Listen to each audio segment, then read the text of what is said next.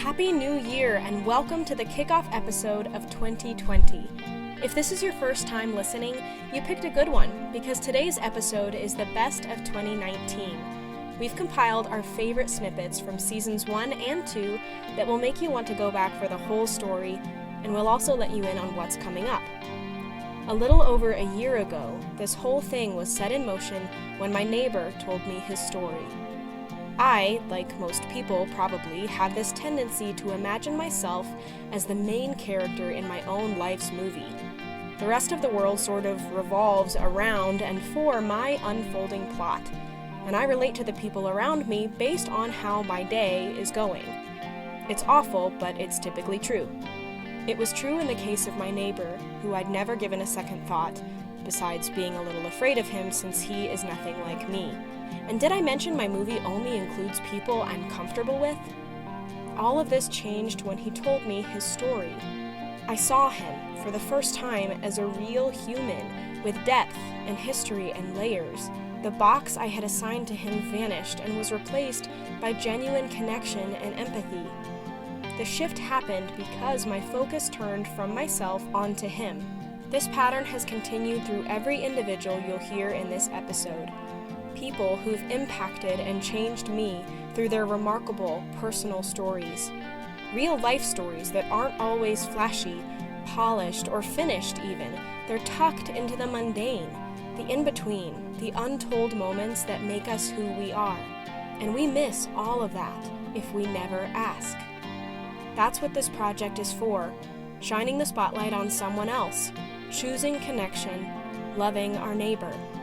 People are not interruptions in our day, they're the essence of our day. With that in mind, enjoy some of our favorite moments from 2019.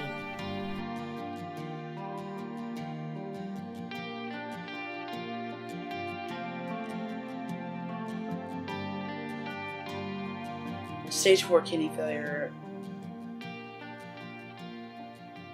makes you, your own mortality is right there. It's like, wow.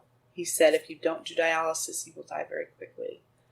It's not very painful, but it's quick.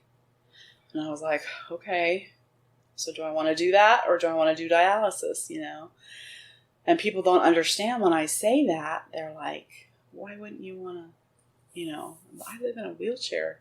I don't have any legs. I don't have a quality of life. You know what I mean? And I'm not feeling sorry for myself. It's just my reality. And I will do it because I have a grandbaby, and she is probably and of course Terry, I feel bad because I was so sad. Oh, he had me in tears. He was in tears. He's like, you're not alone. I love you. And he's not that kind of man. He is. I know you know that. He's not that kind of man. So that brought definite tears to my eyes, but he thought I was dying. He's shit scared, and it's like, oh, sorry. So I can't forget to include, that Terry doesn't want me to go either. He doesn't. So he's been very, very sweet lately. So.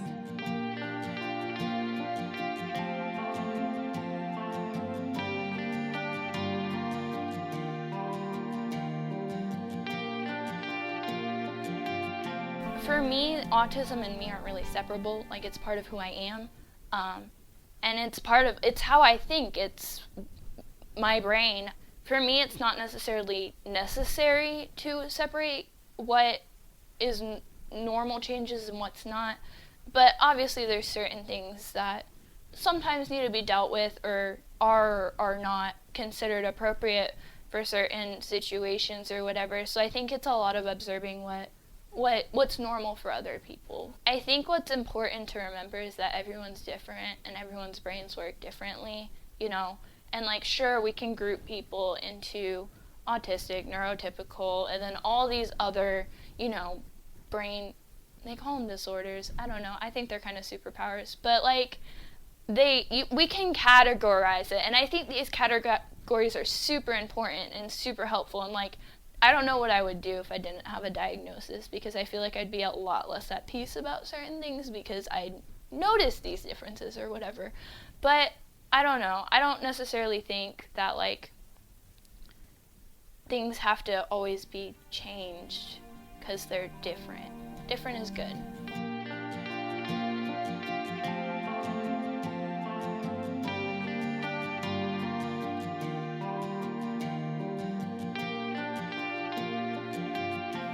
But then, you know, I had that car accident where I passed out from drug use. Yeah. And I got broadsided by a truck, you know. I spent, you know, a month in the hospital. You know, they had to put me back together. You know, when I started walking again and saved a little money, they charged me with a felony for the car accident for driving under the influence. Yeah. Okay. And they arrested me with distribution of meth. You know, they found scales, they found a bag. And so now I'm facing 15 years in prison. And so I'm in jail and they're like, you know, the judge will have to set your bond, but you can request them to do it now. And it's like 2:00 in the morning. Yeah. And I do, like an idiot. And, you know, nobody wants to get woke up. So they set my bond at $200,000, 200 grand. And, so that's where it stayed for 3 months, 200 grand, you know, and I spent 3 months in jail, in county jail. My mom brought 2 books a week. You know, they allowed you to get 2 books a week. I read at least 2 books a week. And like, I hated reading in high school. Like, I despised it, you know, because that's work, that's effort. But here I am, and I'm like, this is amazing. Like, bring more books, you know, and I'm reading things. I'm like, I love that book. And that's a great trilogy, you know, Stephen King, reading these.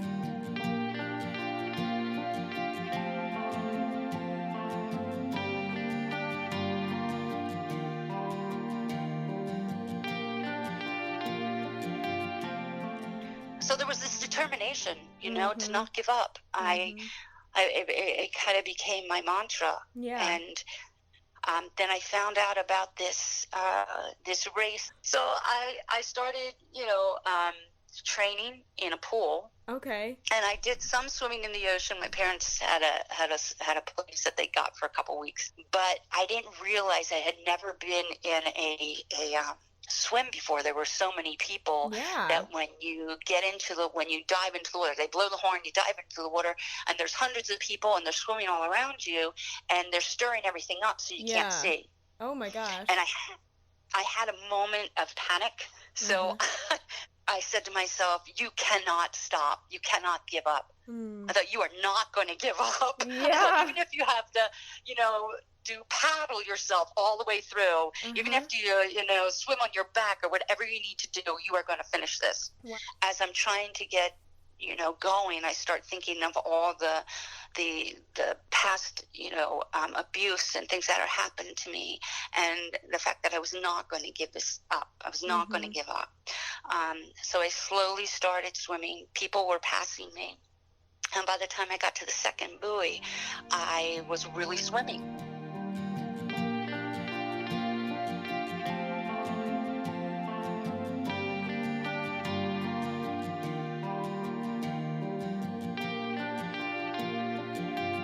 In India, the thing is MIT, Stanford. I mean, I look for the top ones. Yeah.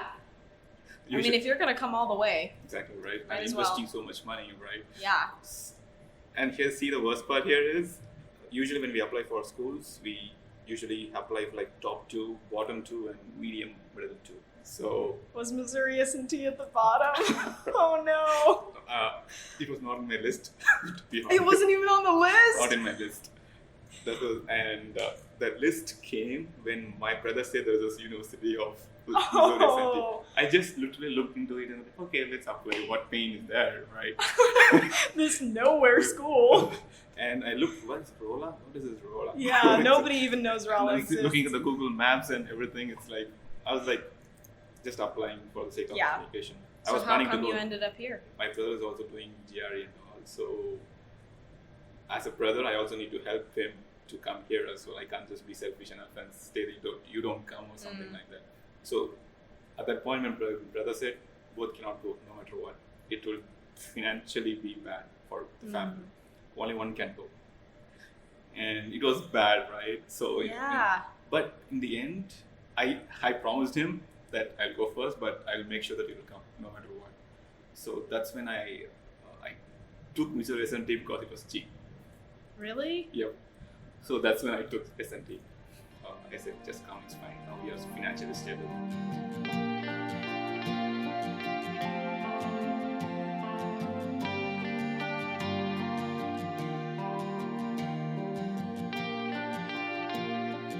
So yeah, there's a lot of concrete, there's a lot of buildings, there's a lot of people. Everyone moves fast. No one really pays attention to you. You don't stop and talk to people. All that is true. Yeah. However, it's not negative. Once you understand the culture here, it doesn't seem like rude or unfriendly or anything like that. As we interpret it in the Midwest, it's genuinely just a different culture. And part of it is just a survival culture. Which in Missouri is hard to understand, but here you pass by thousands of people every day. You can't stop and have sympathy for everyone, and there's not a lot of small talk. Yeah. You try to, establish your own privacy where you can, because everything is so cramped and crowded, so eventually you just learn to shut yourself off from strangers. And there's kind of a camaraderie in that I never understood until I joined it. There's just this kind of understanding that when you get on the subway, people will move out of your way. You don't have to apologize. You just kind of join. There's almost like a hospitality in that. So I've seen people I know very well at Target, and we will look at each other, make eye contact, be shopping in the same aisle, and we won't talk. Because it's just the understanding of, like, I'm not going to interrupt this time for you. Because for all you know, it's the first time they've had quiet all day.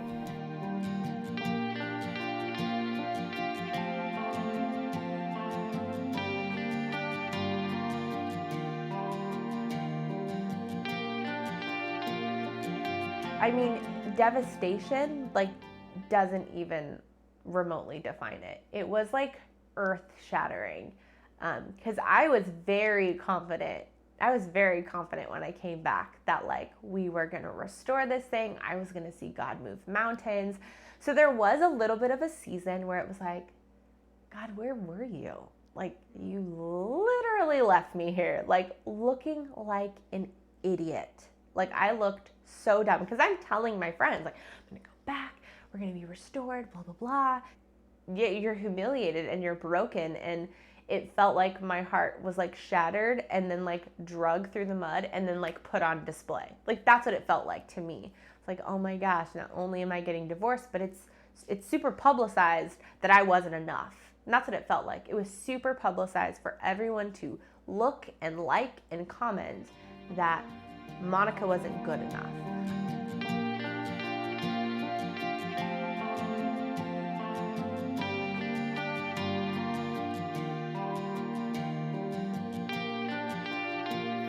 And by this point, I've been evicted. I've lost everything. Literally, the only thing I'd owned was my van and my work clothes. Yeah. I ended up just going on a small tour. I went to Colorado, went up to Wisconsin, met some friends there, went to Nashville, stayed 3 weeks with an old drummer friend of mine from here who's killing it. My kids were here, though. I was I could have stayed in Nashville easy. But my kids were here. So I came back to nothing, I didn't have anyone here. I was embarrassed of my situation. I was damned if I did, damned if I didn't, And I've just been living out of my van, and then it starts getting super cold, and I didn't have any future. I was I'm going to DFS every week, visiting my kids, going through the hoops, pissing in a cup every week, and all these caseworkers are oh my God, you're the only single dad we've ever met, and you're homeless, and you're still here for your kids every time we tell you to be. And I'm just and okay, I'm one of a kind, I guess. When does that? What do I got to do to get these kids back? You keep avoiding that. Yeah. Well, you seem really depressed. You need to see a therapist. Make sure you're mentally prepared to have your kids back. And I'm don't you realize I'm depressed because I don't have my kids? Don't you realize that's why I'm doing all of this stuff?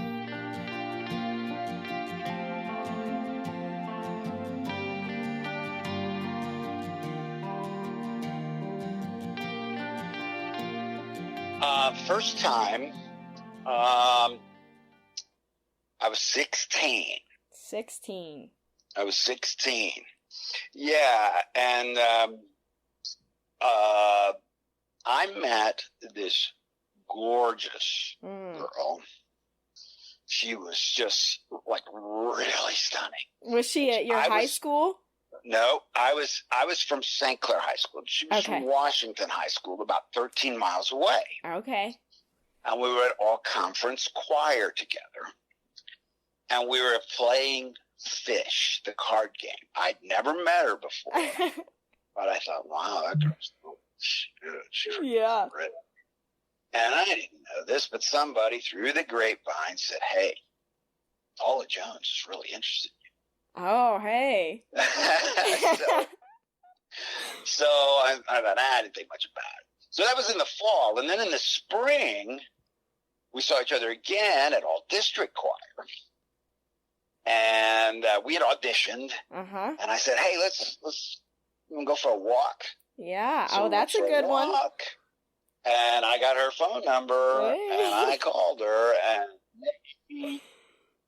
what was it, May 7th, 1976. Oh, my gosh. I asked her out. Or I didn't ask her out. That was our first date. Okay. We dated and were together for 4.5 years. And your first love is just so remarkable. Because you've never experienced it before. Yeah. So, but that was my first love.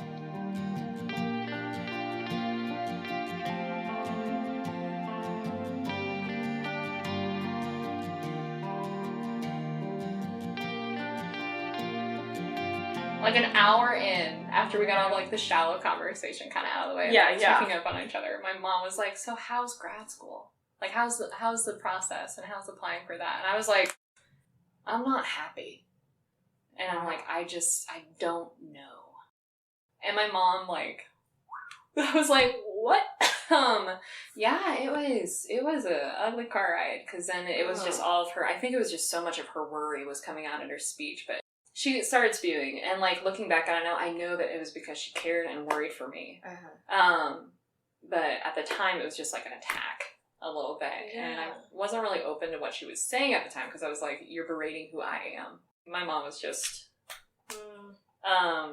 she was hitting every insecurity that I had, not knowing it, and then like I think on accident because of her fear for me and not being stable, she brought up the whole singleness too. And like she was like, and you don't even have a boyfriend? Like that was like one line that she said, and I was like, what does that have to do with anything? All I could do was just turn and like look out the window as like much as possible. I just wanted to turn behind me, just like so that's uncomfortable.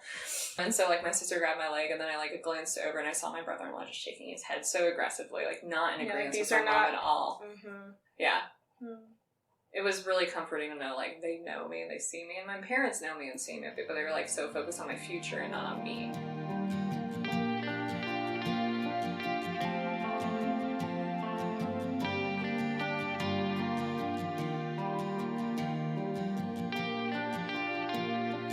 How does Down syndrome affect your life differently than maybe somebody else? That's a hard question for me. I'm a little bit touchy about it, but I can try. I don't want to show my, that uniqueness in me. But I have Down syndrome. Put yourself in my shoes. So I tell you out there, be brave and also be kind to other people. Okay, Miss Lydia, what advice can you give to other people? I would say get over things they don't like multiplication, and face your fear of clowns and sharks, and also if you don't like garden work, just do it anyway.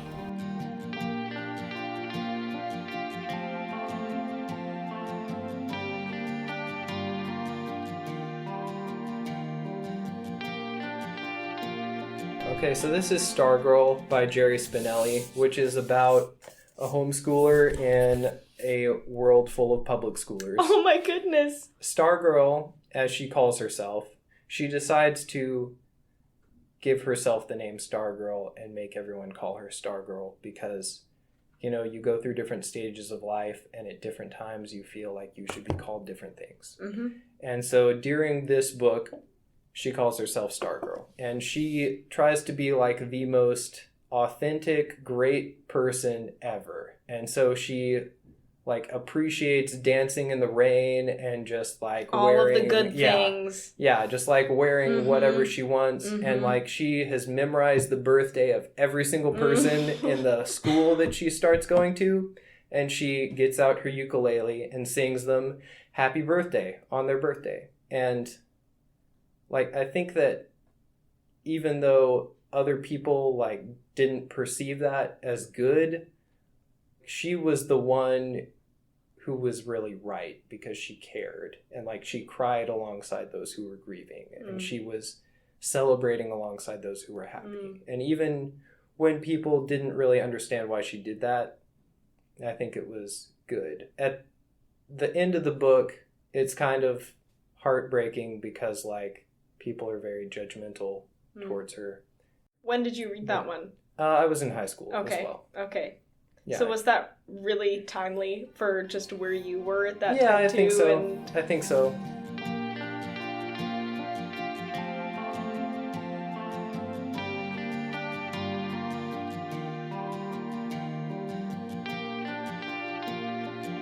Everything came to a head one night, so they were over in the older house, which was like the endless remodeling project because they didn't have the money and working. And my brothers and I heard my mom scream really like bloody murder scream, like it scared the crap out of me.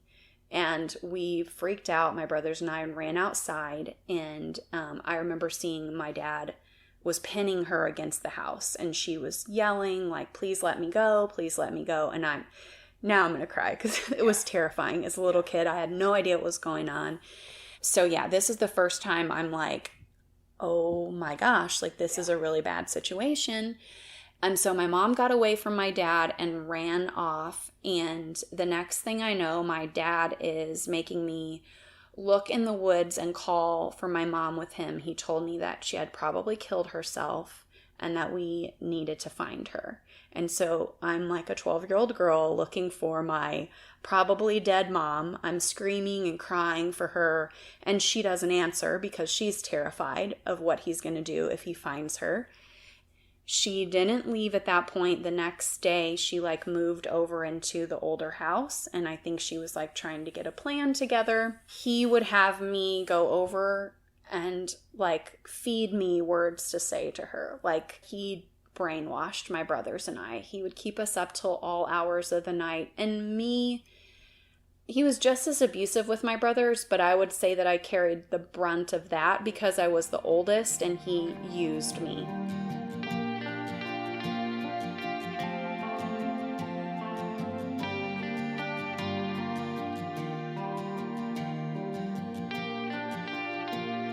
So, this year at Radio Bible Camp, I got the goat tying buckle, because for every event they have, they give out a buckle to who, like, just tried hard, like, really hard, and just really got at it, and just tried to help other people and stuff. So it's not always about, to win the buckle, it's not always about who's the fastest and who's the best. It's just about who tried the hardest and who really put their all into it and tried and tried and tried. Whether or not they were covered in mud from head to toe. Which sometimes happens. Which sometimes does happen.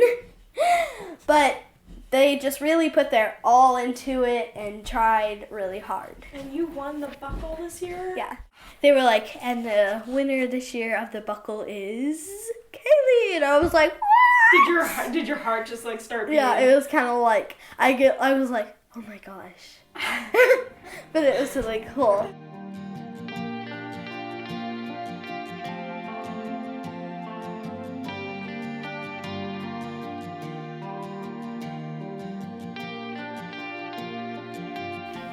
So one day we went camping and there was a big lake and there was a pool and we stayed in cabins and there was a pool right in front. And one day we went swimming in the pool, and there's a part where it's like 3 feet deep, and then it goes deeper, deeper, deeper.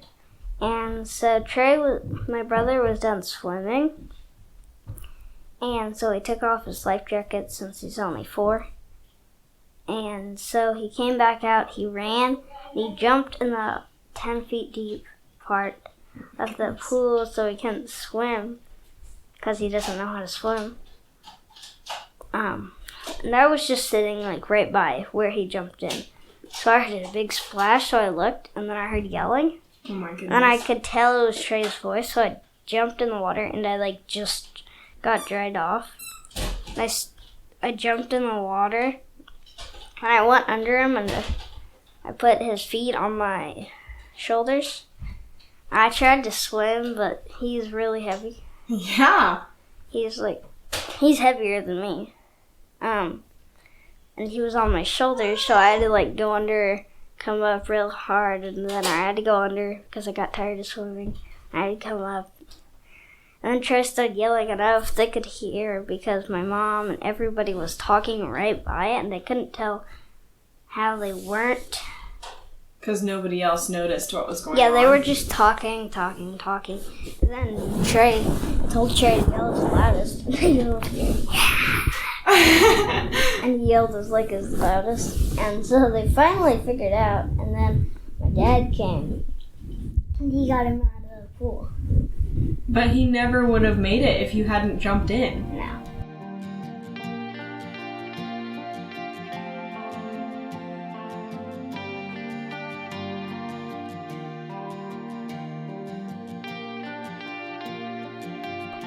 So we went to a restaurant.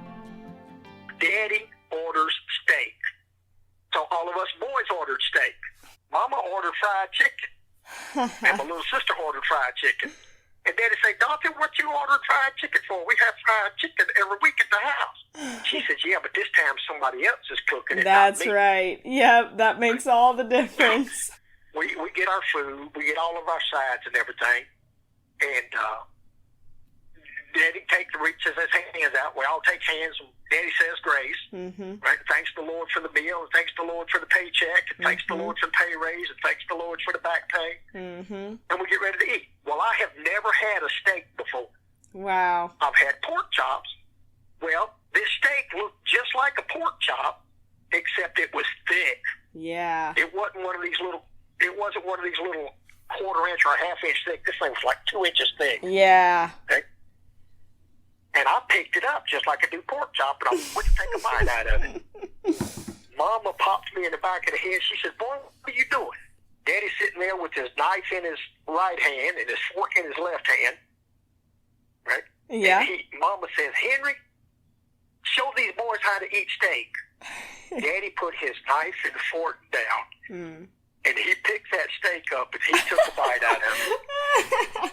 That was the best feeling I ever had in my life. Oh, man. When my daddy did that so that I wouldn't be embarrassed.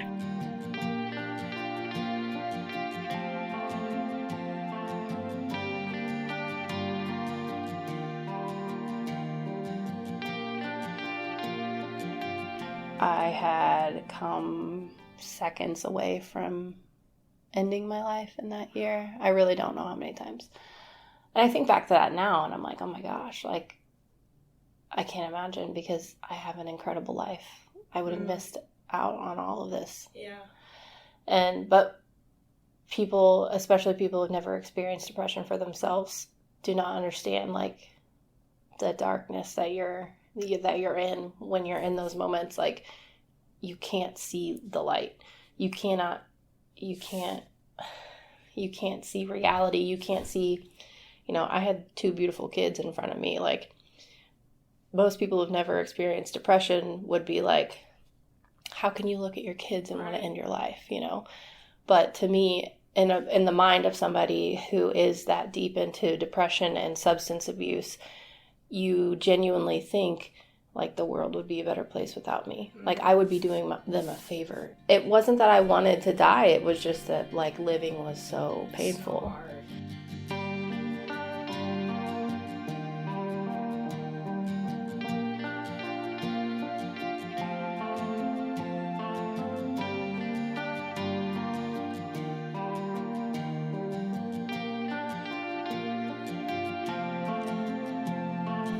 This year, we'll be sharing more surprising, untold stories. But you'll also hear from individuals who have made a habit of story listening and are doing it really well. They'll share personal experiences, flops, and ideas on how we can all get better at asking good questions, engaging with strangers, and shining the spotlight on others. It's going to be helpful, hilarious, and inspiring. Episodes will release monthly starting next Monday, so stay tuned. In addition to the recorded stories right here, there will continue to be written stories on our blog, youneverasked.org, where you can submit your own. We'd be delighted to hear from you. You've probably heard me mention Patreon before, and that's how to make over for the new year as well.